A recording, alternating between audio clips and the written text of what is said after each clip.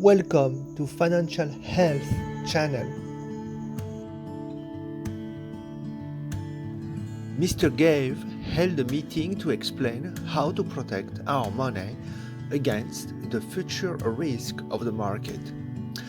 He explained that if we have our money invested into government bond, state company stock, cash in bank saving account, life insurance cash value, our money is at the mercy of the public authorities that could decrease the value of it, restrict its liquidity, change the expected return.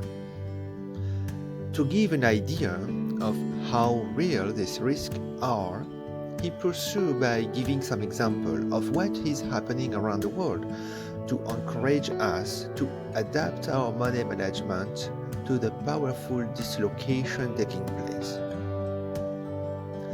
I agree with him on this dislocation happening. I disagree with him on his explanation of how these dislocations are happening. He started with the euro. What he says is interesting, especially when he explained that the euro is a currency without a sovereign state and without democratic representation to collect taxes from a society in a state of production. After that, he speaks of revolution, where the people rebel against their master, the elite. These are just a few examples that prove he is gullible or dishonest. I would lean towards dishonesty.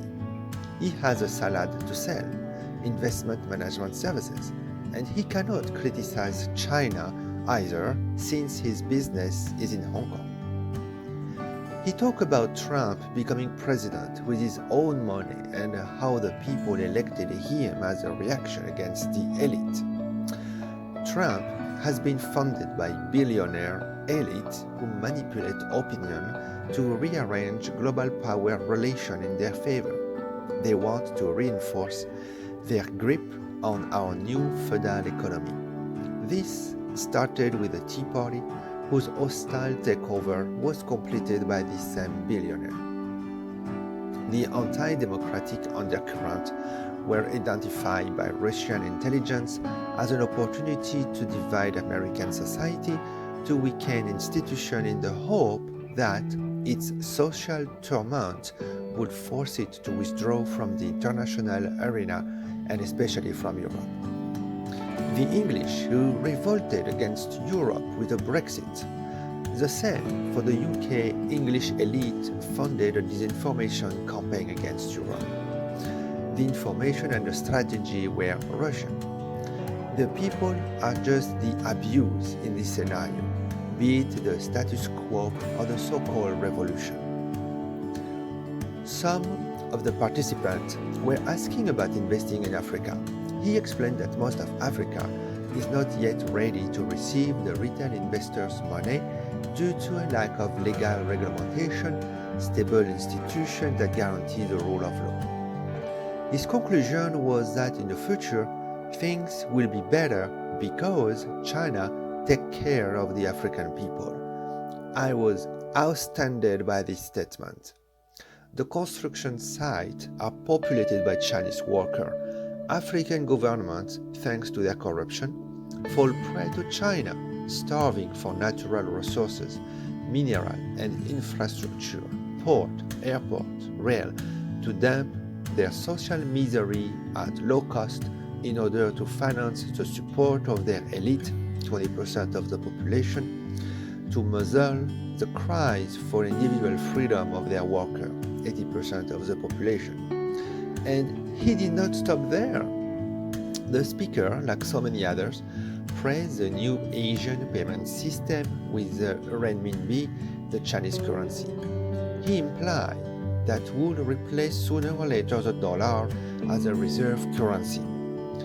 This system will never replace the dollar as a reserve currency. Indeed, the dollar has this status because of the free movement of capital.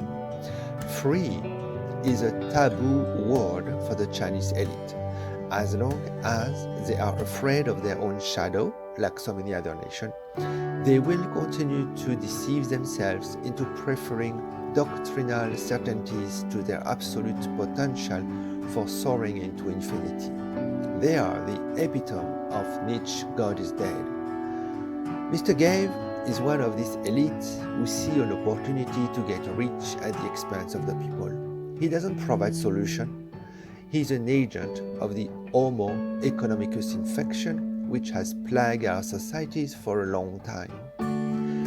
We, the sick people, have to take back our responsibilities for our own life by making a priority for our nation to protect and implement our fundamental and constitutional right to pursuit of happiness.